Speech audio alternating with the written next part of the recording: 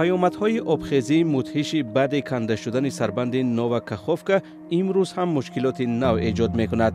روز 6 ایون سال 2023 سربند کنده شد و اوکراین گفت که این کار دست روسیه است.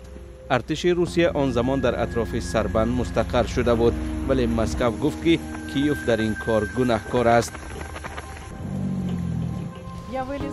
من از تیرزه بالا برآمده یک باره به داخل قایق پریدم. آب خیلی زیاد بود. تصور میکنید یک باره به داخل قایق پریدم. آنها از دستم گرفته بودند.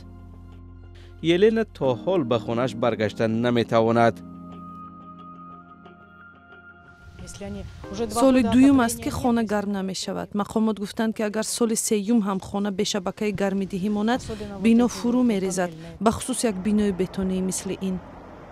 سازمان ملل گفت که در پی کنده شدن سربند 37,000 خانه تخریب شد و 1 میلیون نفر به آب آشامیدنی ماند. ده ها و یا شاید هزارها نفر جان داد. امروز هم کمبود آب آشامیدنی یک مشکل باقی میماند. سازمان ملل متحد میگوید که زیان فاجعه 14 میلیارد دلار حساب شده است.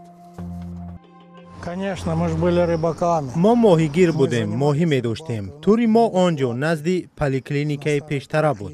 حالا چیزی نمانده است. در خانه شیشته فقط غصه می خوریم که پیش چی خیلی خوب بود. Найяскравіше, це те, що могли діти десь відпочивати. بچه‌های ما برای بازی جا داشتند. کلانسولان شام برای سیر و گشت و استراحت شنیدن صدای آب می‌برآمدند. ما در نزد آبانبار کاخوفکا بزرگ شدیم. اکنون باید عادت کنیم که دیگر آن وجود ندارد. تابستان‌ها کنار ساحل بود، ولی حالا هیچ ساحلی نمانده است. Літо, пляж, зараз нема пляжу. برزم جنگ ادامه‌دار برای اوکراین این یک ضربه سنگین دیگر شد.